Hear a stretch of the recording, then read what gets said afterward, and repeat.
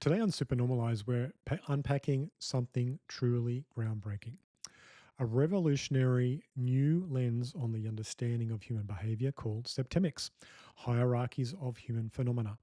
This has been written by Jim Marshall, and it's a study of the underlying deep patterns of everything we do personally and socially, either as an individual or as a group. It allows you to actually predict outcomes and master your life and life path with clarity. Jim Marshall, who is a polymathic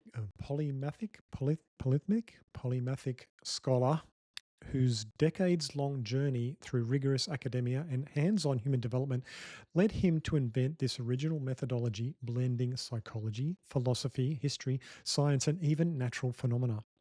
Jim's work unpacks complex human motivations across 35 finely tuned scales designed not only for self betterment, but also to empower parents raising resilient children, leaders managing organizations, counselors guiding their clients, and anyone who wants the keys to evolve faster. In this episode, we'll explore Jim's story, how he crafted this monumental toolkit, plus practical applications that can transform how we relate to ourselves and others in the everyday. If you've ever felt puzzled why people act so differently or struggle to find predictable ways to improve yourself or your relationships, this conversation will open up fresh pathways. So stay tuned as Jim shares powerful insights from his book, Septemics, that could change how you navigate life's complex game. On with the show. Subscribe. Welcome to Supernormalized, Jim Marshall. Jim, you are the creator of Septemics, which is, from my understanding, a helpful path to map reality in such a way to give yourself and maybe all the people around you maybe even an unfair advantage. It's so clear that I wanted to know more about it, and I'm glad that we got in contact. So welcome to the show. Thanks, CJ. Glad to meet you. Yeah, good to meet you too. Jim, so you've dedicated over 50,000 hours to studying human potential and development. What initially sparked your passion for this field, and how did it guide you to create Septemics? Okay. First of all, I should tell you that I have no memory whatsoever of a time when I was not intensely interested in learning everything taught in every university. Right. Well, of course, that's impossible, but the drive was there, and that's what's significant. So Mm. I was impelled forward to learn from earliest childhood. Uh, and I started school when I was 3, and I've been engaged in education one way or another my entire life to this very day. Right. Uh, so eventually that led me to becoming a polymathic intellectual. And that mindset positioned me to recognize septemics when I stumbled across it. Okay.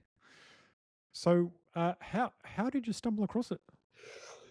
Okay, well, the story really begins when I was accepted into engineering school at the age of 16. Yeah. Now, of course, at the time, I thought, like all the other engineering students, that I was going to be engineering physical things like airfoils and motors and electrons. But by the time I had my bachelor's degree, it was clear to me that I wanted to engineer the human psyche because it is the area of greatest unknown, of greatest mystery, and more importantly, it is the area in which we as a race are failing miserably. Yeah.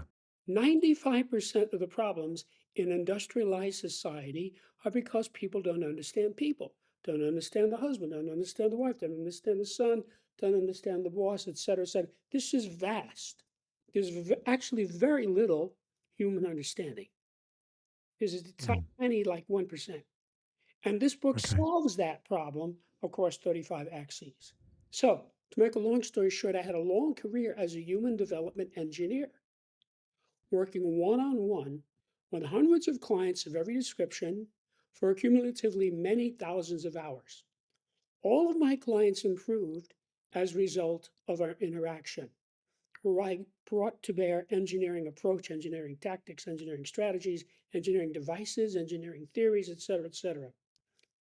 And the clients loved it.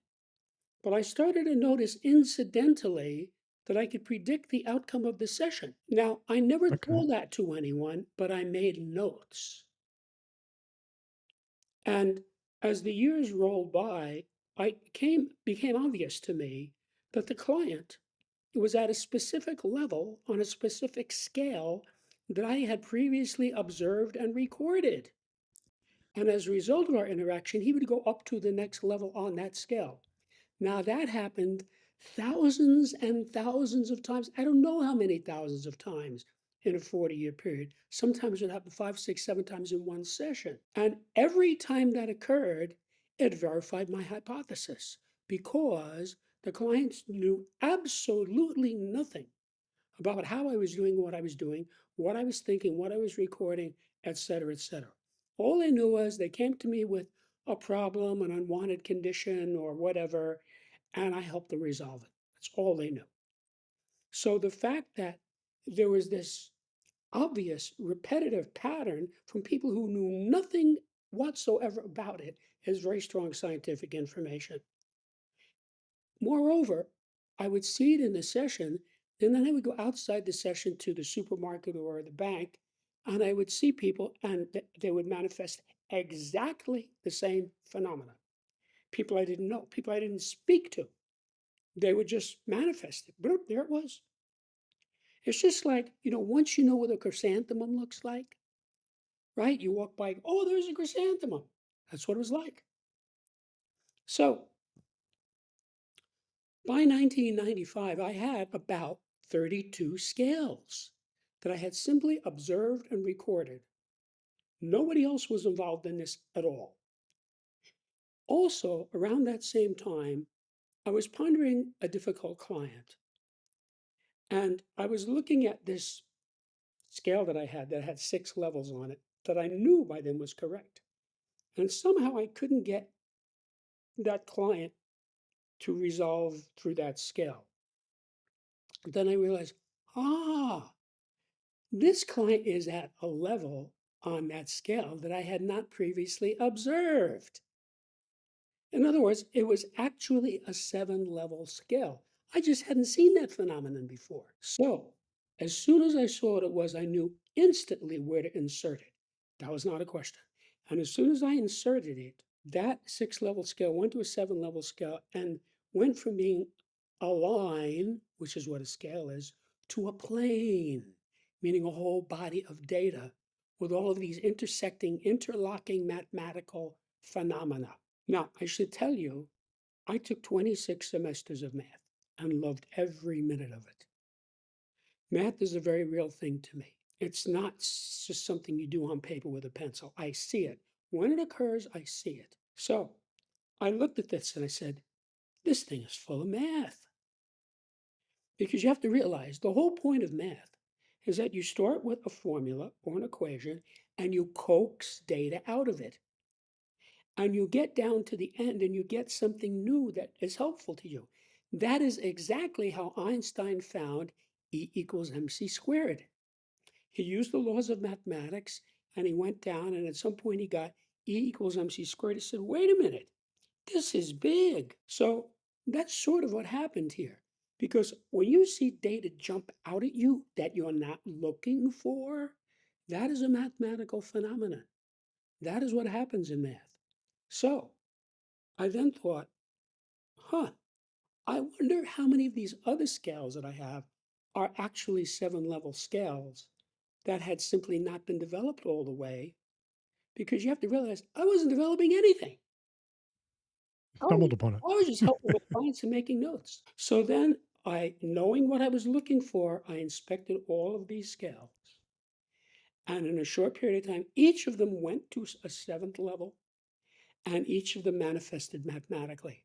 So I now had, in a short period of time, 32 7-level scales, all about human phenomena that all had mathematics embedded in them. Having gone to school for 28 years, I said to myself, I never saw anything like this before. This looks like a new subject to me, one that could really help people. So then I thought, wait a minute, I could go from helping people by the hundreds, which is what I had been doing as human development engineer, to helping people by the millions if I put this in a book and get it out so everybody can have it. So I'm going to have to write a book. So the first draft was finished in December of 95. And I sent it out immediately in a transcript form to colleagues of mine, all of whom had graduate degrees in a variety of subjects. And they all responded very positively. They had different responses, but distinctly positive responses. And that told me this is exactly what I think it is, a new subject that people will get. This is not obscure. So I then spent the next 25 years of my life writing the book because you have to realize first I had to discover the phenomena. And I pretty much already told you how that occurred, although I did find three more scales while I was writing the book. Then I had to take this data and I had to use it to craft a workable philosophic system. Now, as an engineer, like all engineers, I'm only interested in results and facts. To engineering, opinions and beliefs are utterly irrelevant. You can't say whoops in engineering. It's not allowed, right? You can't have the plane fall out of the sky and you say whoops. It's got to be right. It's got to work the first time, every time, for everybody. And we have all of these practices embedded in engineering for many decades to make sure that occurs. So it took 20 years for me to craft a workable philosophic system that would work for everybody all the time. But the most time consuming aspect of this was expressing it in a way that would make sense to the average reader. Because from the beginning, my intent was to give this to the people of Earth so they could lead better lives. And that takes a lot of work. This is an 86,000 word book. So I literally had to go word by word. How are people going to get this? Is this the right word? Should I use red? Should I use scarlet? Should I use crimson? That type of thing for years and years and years. So then I told you the first draft was released in 95. So after I got that feedback from these brilliant colleagues of mine, I started working on the book. I rewrote the whole book. And then I released it to colleagues and associates and students and clients and such. And I got feedback. And then I took that feedback and rewrote it again. So there were at least a half a dozen rewrites of this book. And the whole point was for me to make it clear to people so that they could understand this. And I know I succeeded at that because some version of this book has now existed for almost 30 years. And I have been watching people get this. They get it. You don't need a college degree to understand this because of the way I crafted it. So some guy opens the book, never saw it before, never spoke to me. He looks at it, he says, ah, this makes sense. Yeah, I see this. Scale of control, or whatever. People get this. And the reason they get it is it's natural law. So these scales are true in the same way that Newton's three laws of motion are true, in the same way that the Pythagorean theorem is true. Now, this is coming from a person who comes from a hard science background. So several people have said to me, what book is your book like? That's a reasonable question, right? They don't know anything about it. And I have to tell them in all candor, I don't think there's ever been a book like this before, at least on Earth. But every one of these 35 scales is expressed in what you could call a table or a spreadsheet that is comparable to the periodic table of elements. But instead of the table being for matter, it's for these 35 subjects of human affairs. So each of these 35 subjects has its own periodic table. So, I'm sure you can recall when you saw the periodic table in your youth, right? You looked at it and you said, oh, this makes sense. hydrogen is one, helium is two, lithium is three, and it goes down horizontally and vertically. Makes a lot of sense. And it's because it's natural law. So when Mendeleev constructed, I think there were 79 known elements.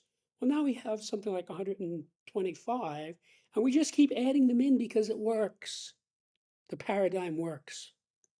Okay, so what I should do now is I should tell you the names, or tell your listeners, because you may already have heard this, the names of the 35 scales, because then you will know exactly what subject matter is addressed in the book.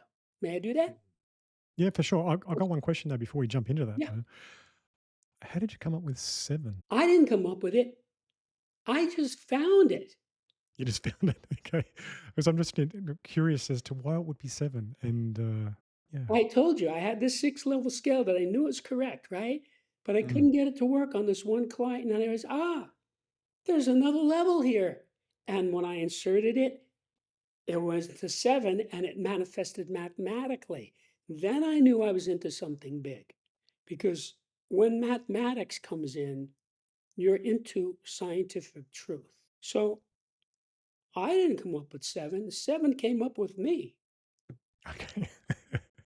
No, I just thought I'd ask because it was like, But I it's will tell 7. you, Yeah. the largest section of the book is called Introduction to Septemics. And in there, there's a section called Why 7. Mm, It's on my website. yeah. And if you read that, I explain, it's a mathematical explanation. You probably read it already. Why 7? It tells you exactly in mathematical and scientific terms why 7. So that kind of answers your question, although it depersonalizes it from me. Mhm. So it's embedded in nature. So now, uh, let me tell you the names of these scales, because Okay. this really tells you a lot. Okay. So of the 35 scales, 24 of them are individual scales and 11 of them are group scales. These are the individual scales: the scale of basic purposes, the scale of personal influence, the scale of choice, the scale of permeation, the scale of thought, the scale of identity, the scale of evaluation, the scale of motivation, the scale of control, the scale of stopping, the scale of scholarship, the scale of literacy, the scale of mental ability, the scale of memory, the scale of spiritual identity, the scale of mental deletion, the scale of aberration, the scale of physical fitness, the scale of justification, the scale of belief, the scale of equanimity, the scale of attack, the scale of conflict, and the scale of reaction.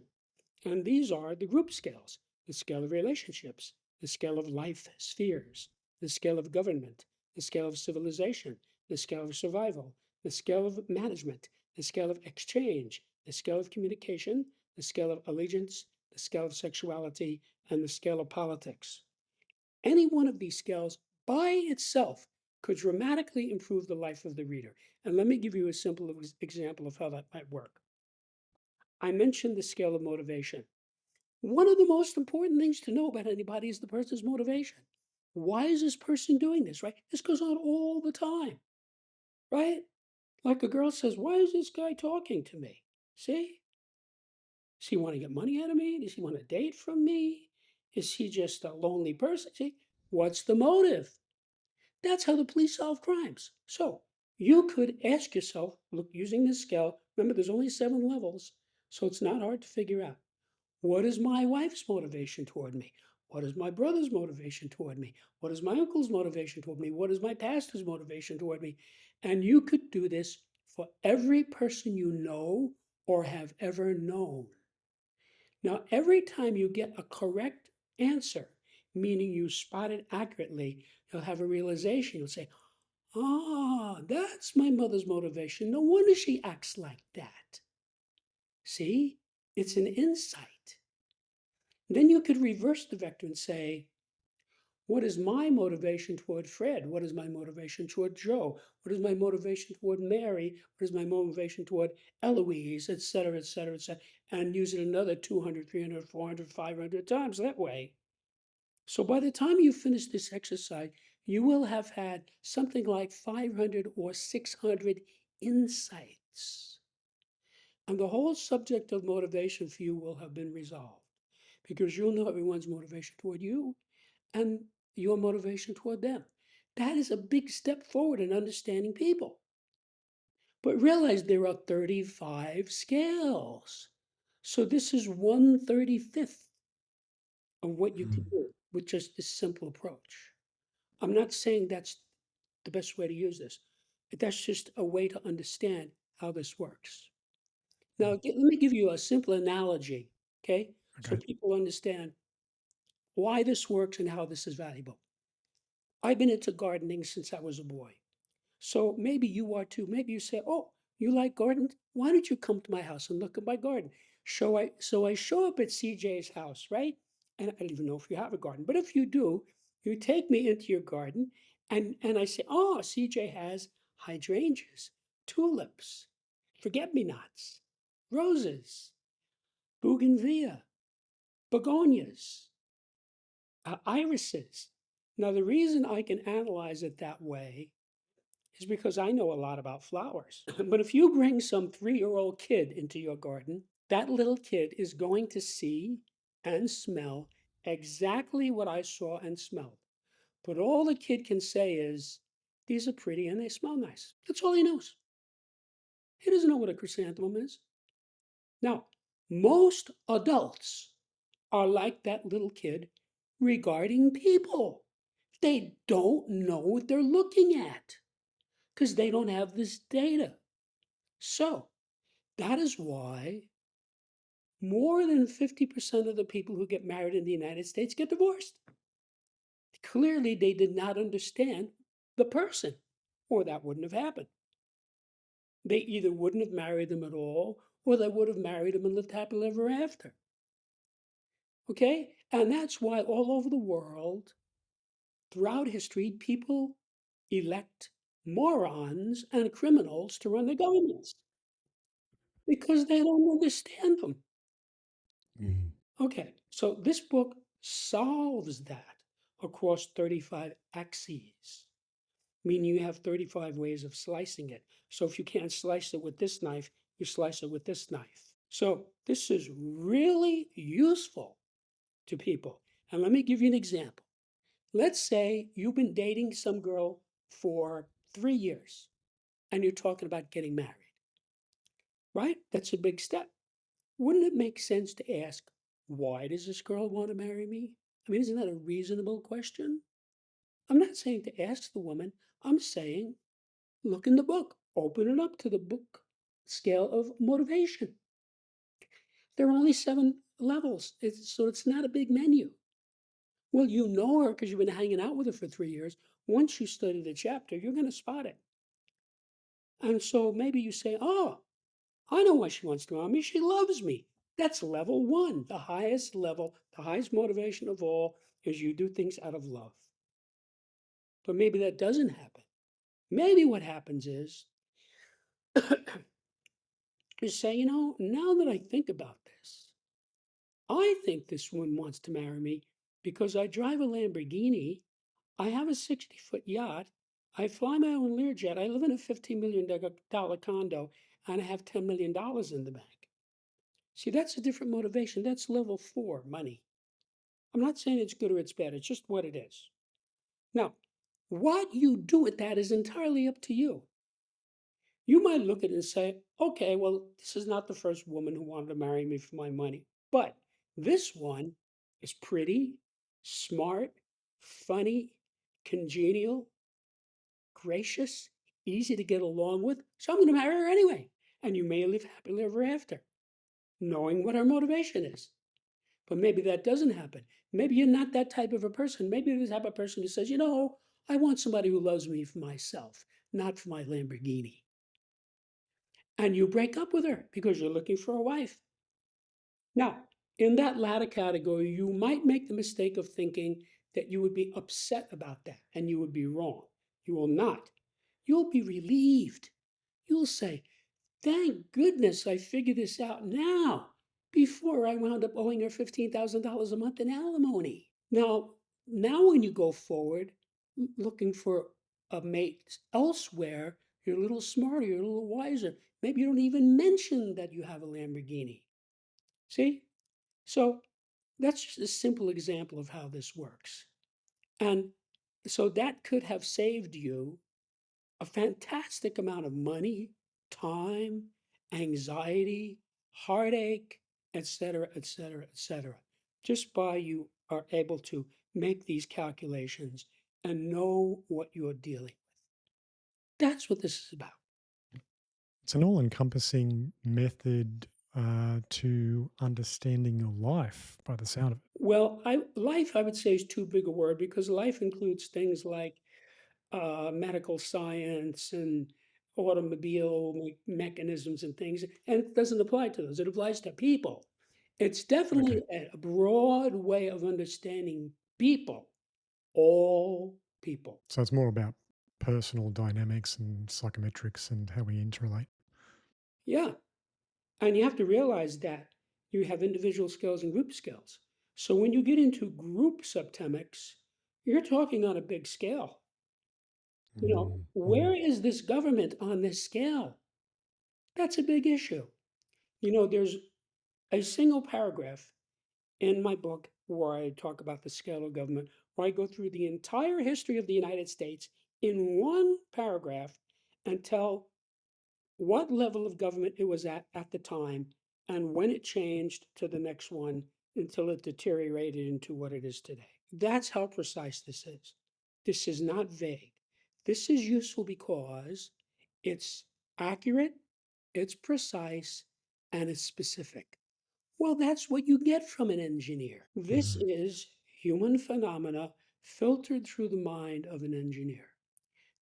Now, Isaac Newton famously shined a beam of white light through a prism, and what emerged on the other side was the rainbow: red, orange, yellow, green, blue, indigo, violet. Now, that rainbow is always red, orange, yellow, green, blue, indigo, violet. It never varies. That is what these scales are like. So I took something like basic purposes, I put it through the prism, I got the 7 phenomena, and I wrote them down. So this is a spectrum. So for each one of these 35 axes, we have the full spectrum of possibility from the highest to the lowest. So you have the lowest possible human debris up to the highest saint. So, for example, the scale of basic purposes. The highest basic purpose is transcendence. That's what you find in people like Jesus, Gautama, Yogananda. That's their basic purpose, to transcend. They're not interested in all this other stuff. And at the bottom, you find Adolf Hitler and Pol Pot. And in between is the rest of us. And that's true for every scale. Every person is somewhere on every scale. There's no question as to whether or not it applies. The question is, what level is this person at? So it's like a blood pressure. You have a blood pressure. I don't know what it is, but every time you go to a doctor, it doesn't matter what's wrong with you. You have a rash, your nose is running, your knees hurt. They always take a blood pressure, right? Every time. You know why? They know you have it and they don't know what it is. So they take 3 minutes and they write it down. That's what this is like. You are somewhere on every one of these scales. And if you take the time to study, you will find where you are. And every time you do, you'll have a realization, oh, that explains why I couldn't get along with Gertrude 20 years ago when we were dating. So, to put it another way, it sounds like your scales are exactly the frequency of change between people. So, when people raise in frequency, they attract obviously people of that frequency, and the wash of being at that frequency goes down into their lives and the lives of others. Okay, Yeah. that's a good way to look at it. Some of your readers have said that they've noted fascinating connections that you draw between natural phenomena at play in your framework. Can you highlight that in relation to Okay, human behavior? yeah. Yeah. Human behavior occurs according to natural phenomena. Yeah. Yeah. I This thought is that'd be the answer. just like the Fibonacci sequence. And Mm. for those of you who might not know, there are many organisms that arrange themselves according to specific numbers, which we now call Fibonacci numbers, named after the mathematician Fibonacci. So if you take a sunflower and you count the seeds one way, you get one Fibonacci number, and if you count them the other way, you get another Fibonacci number. Well, how does that work? These creatures don't know anything about math. And this is true in many cases. Pine cones are the same way. Well, Fibonacci looked at this and he said, there's something here. There must be some phenomenon, something that makes sense with this. And he reverse engineered what we now call the Fibonacci sequence out of those numbers. In other words, he asked the question, what formula, if I had it, would explain all these numbers? And he gave us the Fibonacci sequence, which enables us to calculate these numbers to infinity if we want. So this is a perfect example of how mathematics is embedded in nature. Mm, mm, Humans are a part of nature. mm. These Yeah. are natural phenomena. That is why this works. And that is why this is not hard to learn. It's not counterintuitive because it's natural phenomena. So, like the first time you saw the Pythagorean theorem, you were maybe what, 12, 13, 14, right? And you looked at it in geometry. Oh, this makes sense. I see. It doesn't take too much to see a squared plus b squared equals c squared, or whatever form you want to put it in. And now you've got it. The, the, the Pythagorean theorem was true before Pythagoras discovered it and will still be true after humans are extinct because it's embedded in the fabric of the universe. That is what these scales are. I just stumbled across them because of the nature of my work and because of my polymathic skills. I was able to see this for what it was. I don't think someone who is not a polymath could have discovered this. It's too broad, it's too deep, it goes too far afield. So you would have to have a hard science background to figure this out. And you would also have to be a polymath. Now, in case you don't know, there are very few polymaths now because our education system militates against them. Our whole education system, especially graduate school, is about specialization. So I have a friend who has a master's degree in engineering from MIT. He knows more engineering than I do, but I know more about everything else. I have another friend who has a PhD in biochemistry. He knows more about biochemistry than I do, but I know more about everything else, et cetera, et cetera, et cetera. So a lot of this goes into being a polymath and having that state of mind where all of the subjects merge together in my mind. They're not separate anymore. When I studied them, they were separate. But as the years roll by, they combine themselves in my mind.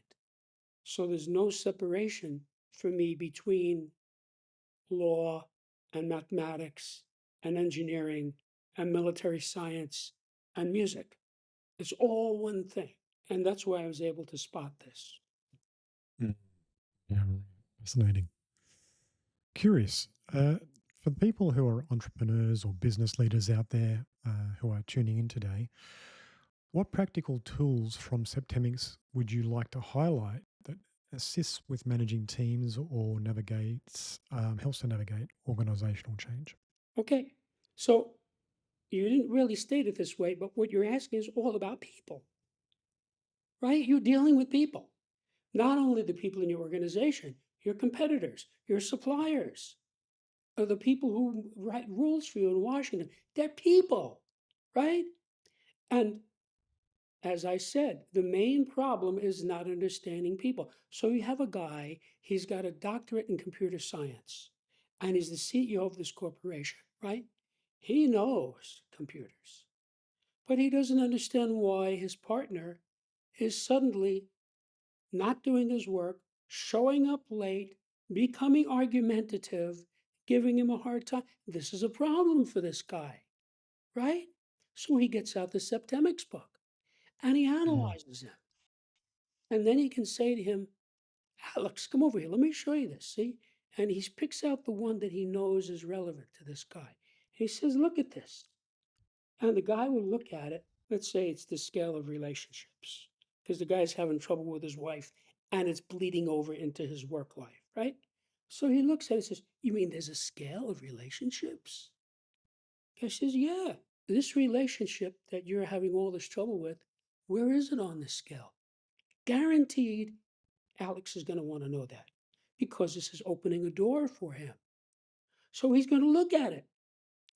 Now, what's going to happen is in a matter of seconds, he will find a bracket. He will say something like, "Well, I can see right away. We're definitely not at level 1, 2, or 3, because that's the top of the scale. We're having a lot of trouble." I says, "Okay, so you got it down to 4, 5, 6, 7. Go ahead and read it, and then you can get it exactly." So he reads it, and he says, "Well, now that I read it, I can see we're at level 5. No wonder we're having a lot of trouble." And that explains why when I do this, she does that. See, he's having an insight. He's already starting to unravel this. And then the guy says to him, "Well, you could improve this relationship by moving it from level 5 up to level 4." The guy says, "You can?" "Yeah, it tells you in the book how to do that." He says, "Let's do it." "Wait a minute now. Before you do that, let me show you something else." And he turns to the scale of sexuality. Well, that's relevant because it's the guy's wife. So he says, "Take a look at this." He says, "You mean there's a scale of sexuality?" He says, "Yeah. You don't have to tell me if you don't want, but for your own illumination, where are you on the scale?" Guaranteed he's going to want to know that. So he's going to look at it and he's going to find a bracket, maybe 25 seconds. He'll say, "You know what? I can see level 6 and 7 have nothing to do with me. So it's got to be 1 through 5. Okay, fine. Go ahead and read it and you can get it exactly." So he reads it. He goes, "Oh, I can see I'm at level 4." And I'll have a realization. That explains why this, and that. See, he's having a cognition or an epiphany or whatever you want to describe it as about his own sexuality.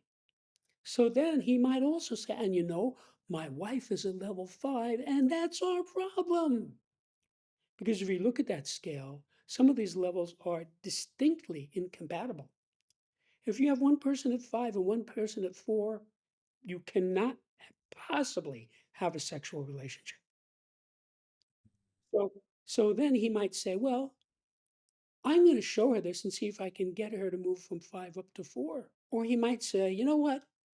I'm not going to waste any more time on this woman. I'm going to get somebody new." That's up to him. That's not for us to say.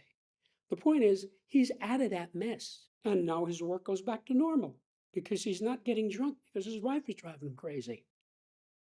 See? Hmm. So, More awareness changes everything. right. But also, you have to realize there is a scale of management which goes through the 7 necessary steps to managing anything of any size, all the way from a hot dog stand up to Walmart. And it's very specific. So anybody in business is going to eat that right up. So there's probably millions of guys who will look at that and say, "Now I see why I went out of business with that. We didn't have this level. It was absent." See? So septemic thinking is very specific. There's no generality. There's no scale that works best for everybody. There's no one size fits all. The whole point of it is that one size does not fit all. You have 7 sizes in 35 axes. So you find the subject or the scale that you think is relevant. And then you assess to find the level, whether it's yourself or another. So let's say you have trouble with your mother in law, right? Common problem. You say, "She's always trying to control us. We're grown people. She's telling us what we should eat, what we should rent, blah, blah." So you look at the scale of control, right? That's a no brainer. And when you look at it, you'll see it's got 7 levels and you'll spot her because you know her because she's been driving you crazy for 5 years. So you say, she's at level 6. That's what most people call a control freak. No wonder she's this X, Y, and Z. Now I understand. Now, there's probably nothing you can do about to change that. You could give her a copy of the book and say, "Look at this," but not too many mother-in-laws are going to be open to that. But if she is, that's fine. She could figure it out herself, you know, and and maybe she could move up from level 6 to level 5, and then she wouldn't behave that way. She still wouldn't be excellent on control, but she would be up one level. So, but you understand her better now. So, most people are high in some scales and low in other scales. That is the norm. Fewer than 1% is at or near the top of all the scales, and something like 4% is at or near the bottom of all the scales. Most of us are high in some and low in others. And I can give you examples if you want. But the way this works is, let's say you meet somebody, say, oh, this is a terrific person. She's high in this scale and this scale and this scale, but she's probably not going to be high in every scale. She's going to have a few clinkers in there. So you can assess this. When this person gets a little weird, you can say, what's going on? Ah, scale of attack. She's low on the scale of attack. That explains why. Bop, bop, bop, bop, bop, bop. So you deal with it. In other words, you can tiptoe around it. I had a girlfriend once, gorgeous, smart, rich. We had a ball together, right? Well, she was one of these people who, if she got a spider in her house, she would not kill that spider. She had to catch it and put it in the garden, right? So one day she lived in this wooded area, this expensive wooded area. So she got a mouse in her house. She said, would you help me? I don't know what to do. So I killed the mouse and I got rid of it. But that made me realize that she was low on the scale of attack. You see, when you are low on the scale of attack, there are 7 different versions of it, but you're not going to attack. You're not going to be willing to attack. You're not going to be able to attack, depending on what level it is. So she was clearly low on the scale of attack. I wasn't. Okay, I was high on the scale of attack. So anybody who's not at level 2, at least on the scale of attack, cannot be a policeman or in the military, especially anything like the Marines or Special Forces. They can't do it because they're not Mm, willing to attack. mm. Okay? It doesn't mean Yeah, you're going to, it doesn't mean you want to, it means you're willing to. So some guy pulls a gun on a cop, the cop shoots him. That's his job. See? So that tells you a lot. If you are recruiting people for the police or the military, you need to find out where they are in that scale. Now, yeah, it's true. There are some places in the Navy or the Air Force where you could have sort of a desk job, you're typing, or you're cleaning the galley, there are a few little jobs like that where somebody who's low on the scale of attack actually could do it. But the truth is, when push comes to shove and you're attacked, what's the guy going to do? You know, they're going to expect him to get a gun and get on the wall and start shooting. And he's not going to be able to do that. So that's mm. just a little tiny vignette how this works. I'm curious how the mouse killing went in her mind. Did she was she offended by it because she had a low scale of attack and you could do it? Oh, well, she was happy. I Oh, she was rescued, happy. Oh, good. Okay. I Yeah, and mean, I'm just wondering if it worked in I that was sort of just very direction. sort So of she, muscular, macho, masculine guy, and she knew that in many ways, and so she sort of knew that I would take care of it, and I did. Yeah. can you Now, break down some? I could Yeah. imagine if she was with some nerdy guy, he'd say, "Oh no, I don't want to do it. I'm afraid it's a mouse." Oh, that's the end of it for. I actually had another girlfriend who was absolutely gorgeous, and we never really got together and I don't know why. It was one of those weird things, but she had a couple of boyfriends before me and after me who were like really dorky, skinny guys with glasses. And I just couldn't figure out this woman like looked like she stepped out of a magazine. Why is she with these skinny, dorky guys? Well, I never figured it out. Maybe it has something to do with her father or something. Who knows what it is, you know? Uh, and whereas, you know, I kind of expected her to really have a relationship with me, and it never really happened. So, you know, if those guys had to deal with this mouse, I don't know, you know, how that would have worked out. You know, maybe they would have said, let's call animal control. Oh, God. You know, Mm. Can you break down some common misunderstandings about human behavior that your system clarifies? well, I think the biggest misunderstanding is that it's a sort of vague, touchy feely, intuitive thing that nobody really can figure out. That is completely wrong. It is scientific and precise, and I have figured it out. And I have been watching people use this for 30 years. People continually tell me, thank you. This fixed this, and this. And they give me a whole story about a problem they have with their kids and how it fixed their life. You know, I'm continually barraged by this with people without asking. I don't go around asking people, you know, but it's, oh, you're the Septemics guy. I'm so glad I got to speak to you because it straightened out my marriage, you know. So it's because it's precise. Let me explain something. I already know for a fact that this book, this material undercuts depression and anxiety. And I'll tell you how.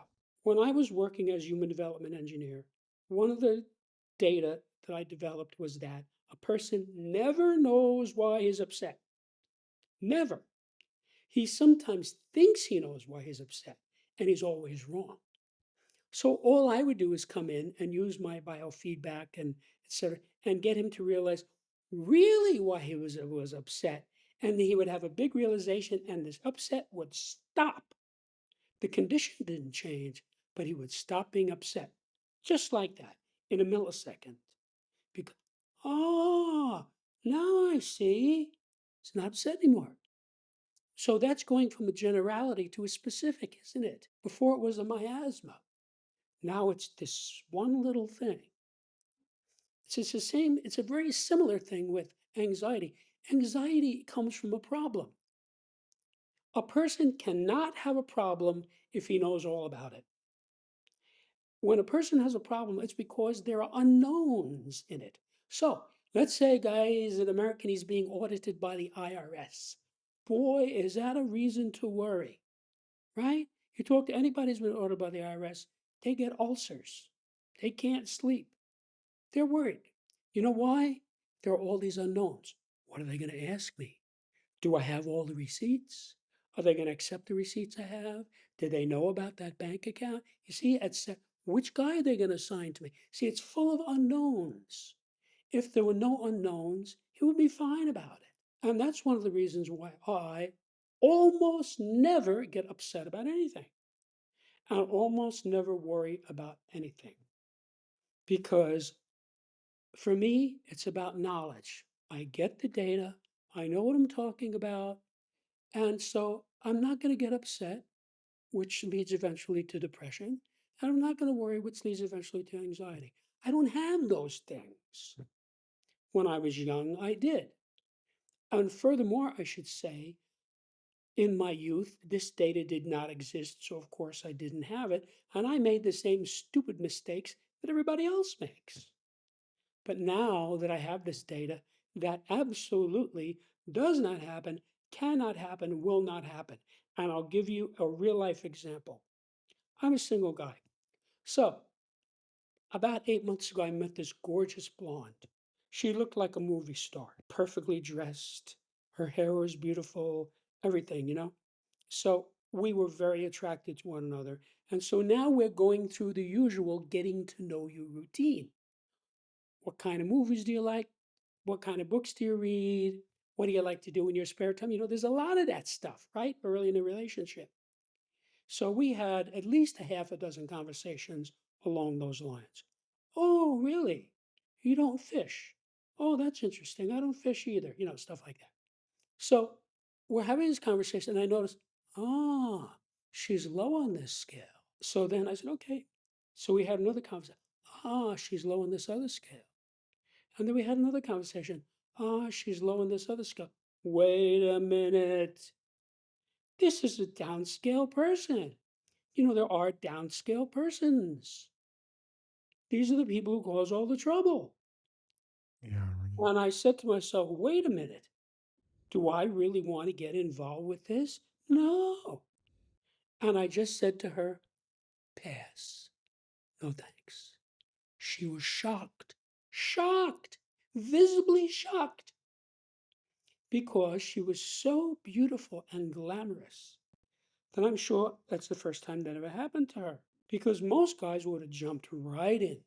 They don't know about this stuff. And then they would have wound up having a train wreck 3 months or 6 months later. I wound up saying, boy, am I glad I'm out of that relationship. Well, for me, I saved myself a lot of time, a lot of trouble, a lot of aggravation, a lot of money, et cetera, by figuring this out ahead of time because I know this material just by talking to her. So that's pretty much how my life goes. Mm. Well, you know, most people are high on some skills and low on other skills. So I mentioned that before. So like I have a friend who's a wonderful person, smart, successful, funny, you name it, great guy. But there's one thing about him, he's a political extremist. As I explain in that chapter, those are the people who cause all the trouble. Political extremists are ones who attempt assassinations, are the ones who fix elections, are the ones who bribe government officials, are the ones who become terrorists, et cetera, et cetera. They're extremists, right? So when he gets on his rant, whatever it is, Donald Trump, doesn't matter what it is, I say, how's your son? Oh, he's great. He's living in Washington now. Really? Did he buy a house? Yeah, tell me about it. Oh, we're off it. And that's how you preserve the relationship. Mm. So I have three sisters. Two of them are conservatives and one's a liberal. There is no overlap between the one and the two. Their beliefs are mutually exclusive. I get along great with all of them. You know why? I just don't let it become an issue. I tiptoe around it. You know, like I had a sister say, "Oh, I'm so sad that Hillary Clinton wasn't elected." I cried. Really? Okay. Well, how's your son? What's he doing? Oh, well, he's okay. He's got a new girlfriend. That's it. We're out of it. Mm. Ground the conversation in something that's relatable. Yeah. So this preserves the relationship. Mm. The other thing is you have to realize this is very specific. So I gave you the example before about a woman who wants to marry you for your money. Well, let's say you own an automobile dealership and you're looking for a new salesman. Well, this salesman is going to get a cut of every car he sells, right? He gets a percentage. So you interview this guy and it comes out in the conversation, especially if you know what you're looking for, that he's a money motivated person. That's what you want. Hire him. You see? Same level, same scale, different application. You don't want your wife that way, but you want your salesman that way. Of course. You see? So this Makes is sense. this is really useful stuff. You just Mm. have to understand it and you find the scale that you think applies and you use it. I had a Mm. client recently and he was having a lot of trouble with a lot of things and so I sort of started asking. Turns out this is a guy who never gets enough sleep, is like chronically sleep deprived. Well, that's going to sabotage everything. No wonder he can't remember anything. You see? So I said, look, you need to handle this. That's the scale of physical fitness. Okay. He's at level 5 on the scale of physical fitness. I was able to isolate that and point that out and tell him you have to fix that. Now, whether he does or doesn't, that's up to him. I don't have a magic wand. But I did him a favor by pointing that out and telling him, you need to fix this thing, and then all these other things will go away. I actually had a client many years ago, uh, a, a, a woman who owned her own business, was very wealthy, dynamic person, right? This person had not had what I would call a good night's sleep in 30 years. So she brings me in as human development engineer to straighten her out. When I found that out, I got very busy with rehabilitating her physically, and I got her sleeping. I said, look, if you want to do this work for me, you have to be playing with a full deck. You can't do this on 4 hours of sleep. So she was sleeping long periods of time. I got her taking supplements, which she had never done. I got her working out, and she blossomed. And then we went into all of this other esoteric work. She was able to handle it. So again, using the right scale, you know, bringing to bear the thing that's relevant. I'm curious, when you work with people, do Yeah. you ask a series of questions to find out which scale to be looking at, or is it just something that comes to you intuitively straight away? Well, six of one, half a dozen of the other. I mean, it Okay. depends on how well I know the person. If I have a client, the first thing I do is conduct a long interview and ask questions. How to get along with your wife? How to get along with your mother? How is your work life? A lot of questions, right? And Mm. this person is attached to my biofeedback device as this is going on. So I'm seeing the responses. See, you say husband, nothing. You say father, nothing. You say boyfriend, bing, get a big response of biofeedback. Okay, now we know where to look. So we get in a session, I say, tell me about your boyfriend. Bing, same reaction on the biofeedback. And we're off to the races. I'm not wasting any time on these other things because they're inert.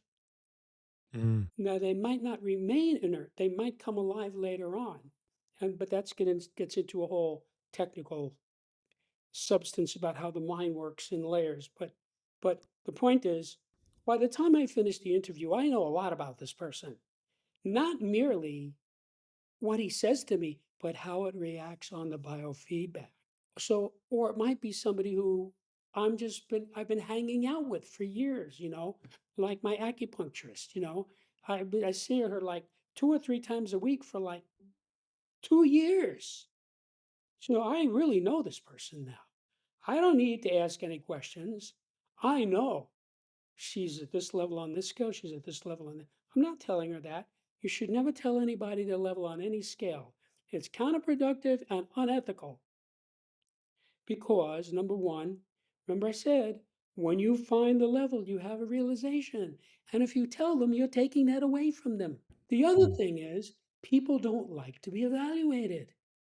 You know how the wife goes to the husband and says, you know what's wrong with you? You're not ambitious enough. You need to get a second job, make more money.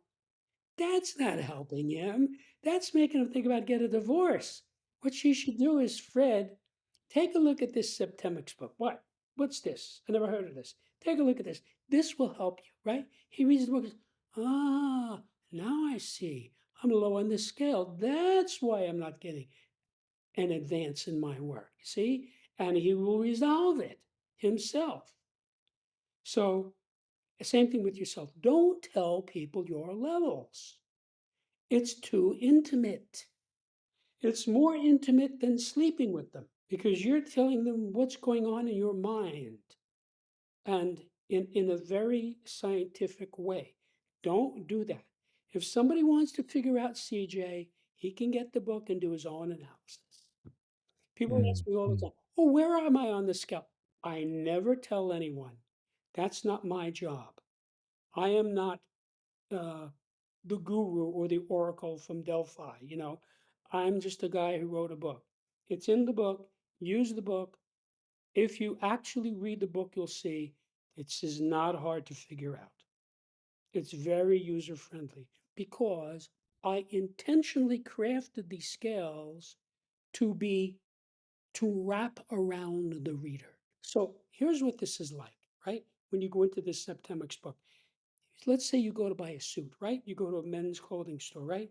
They have 10,000 suits. How the hell are you going to pick that out? Well, first of all, you talk to the salesman and you have a conversation. Uh, what application is this for?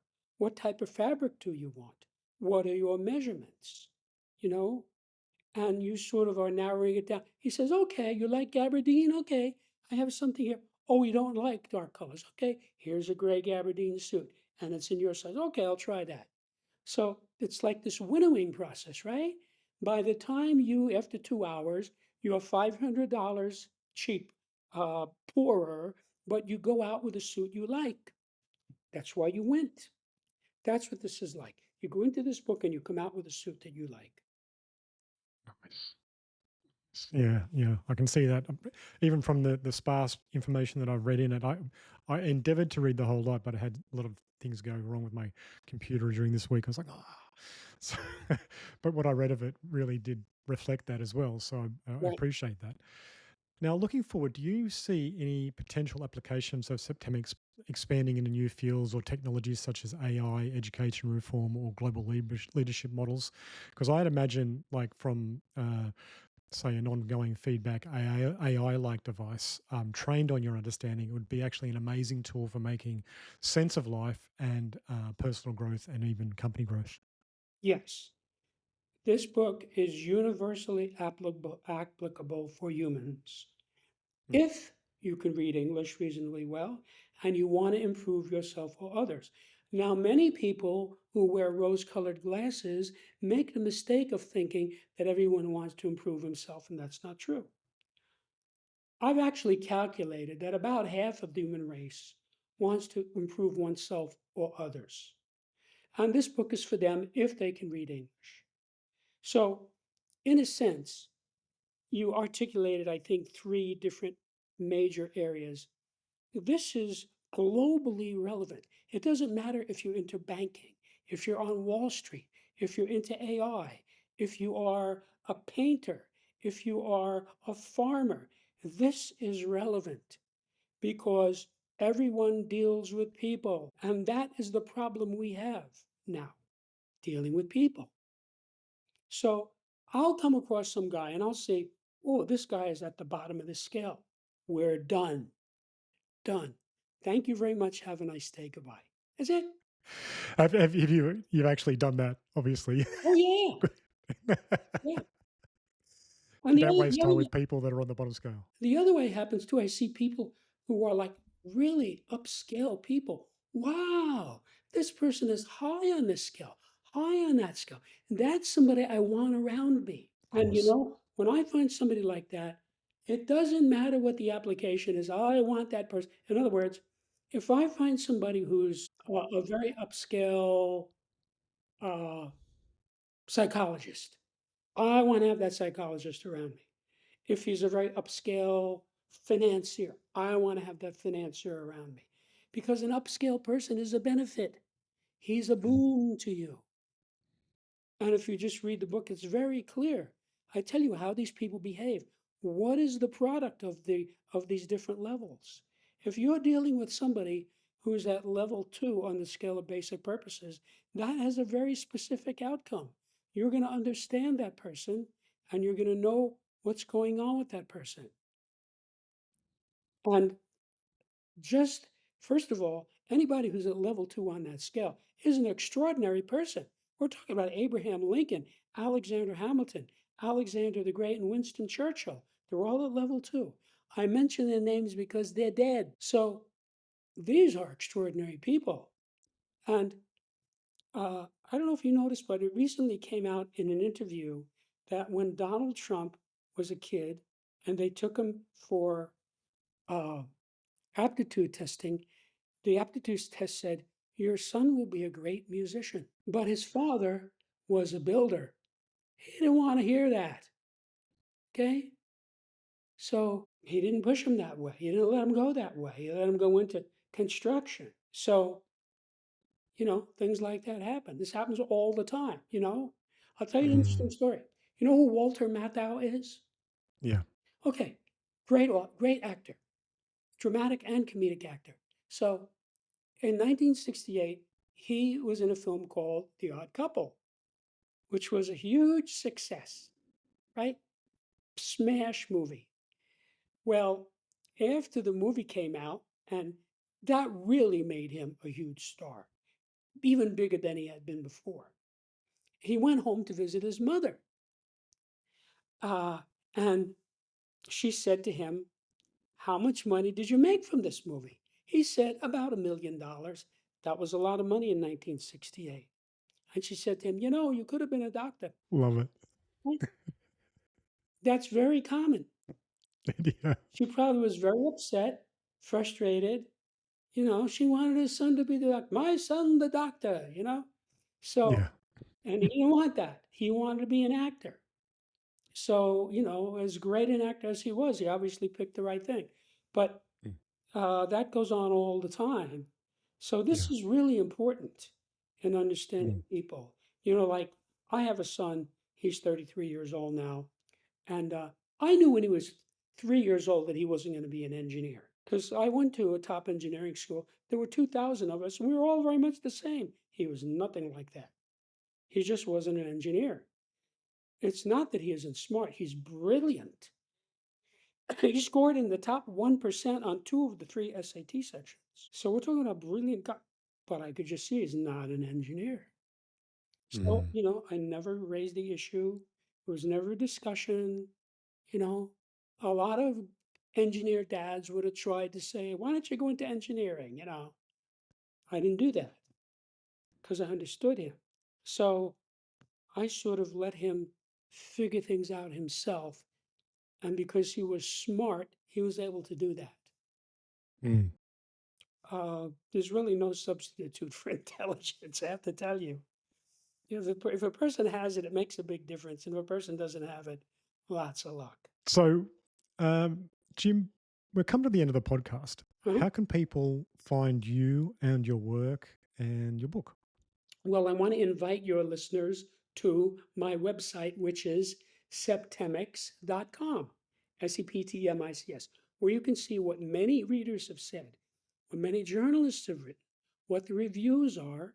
You can read sections of the book itself, and there's even a pre recorded introduction to Septemics that you can listen to that explains it to a new person in 15 minutes. Yeah, I listened to that this morning. It was really good, By the time you do all of that, you're going to want to buy the book. for sure. I And urge people to buy the book And too. then when So, you buy the book, then you have to realize that this is a textbook on an entirely new subject. So you have yeah. to study it like a textbook. You have to go to line one of page one and read the first sentence and say, "Does this make sense to me?" Yes. Okay. And then you go to line two, just the way you would study a physics book or a chemistry book. You can't skip around. You won't get it. And then you go through the whole book that way. And then when you're done, you go back to the beginning and read it again and find your level on every scale. And by the time you finish the second reading, you will be a new person because you will have had at least 35 insights about yourself. Jim, this is a wonderful gift to the world. And thank you for your time today for explaining Septemics in a way that people will understand it for sure. And I urge people to pick up your book as well because I'm looking forward to finishing reading it myself. Right? So, in closing, I just want to say one thing. The data in this book are vital for every person and can help you to achieve your goals faster and easier by explaining what might otherwise seem to be inexplicable or random. So there have been parts of your life about people you couldn't explain, or you thought it just didn't make any sense at all, and you were wrong. It was explicable and it's not random. And when you get this data, you'll say, "Now I see why I couldn't get along with Mary and why we broke our relationship up." And then when that happens, you're free of it. You're not carrying it around as a mystery anymore. "Gee, what happened between us?" There's lots of people going around saying, "Why did I get fired from that job?" You know, it's like a burden to the guy. Well, he figures it out and he lets it go. Okay, that's the end of that. So it frees you up to go into the future unburdened by these things. And so the more you use this, the the more you benefit from it, and the more you benefit from it, the more you want to use it.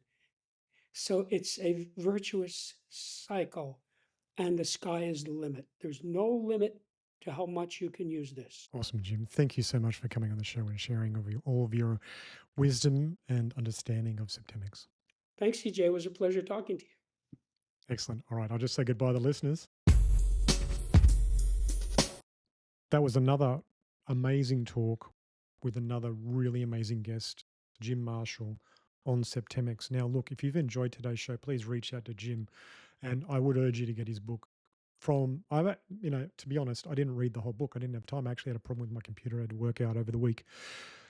But from what I've read of the book and the other understanding that I've been given by looking at all of Jim's information in his bio, this book is groundbreaking. I'm actually looking forward to finishing this book now because I want to get through all of the understanding of it and embed it into myself. And Jim has offered me some slides that I will be looking at to maybe interview him about all of the different levels that are actually highlighted in the book. And I look forward to that. I think that's going to be a huge thing. So if you've enjoyed today's show, please remember to like and subscribe. And if you're on a podcast app, remember to give us 5 stars, say something really nice. And if you think somebody else would enjoy the show, please share this to a friend. So thank you so much for listening. Until next episode, it's bye for now. Well, I'd like to ask you all to like and subscribe. And if you want to find out about my book, there's a link below.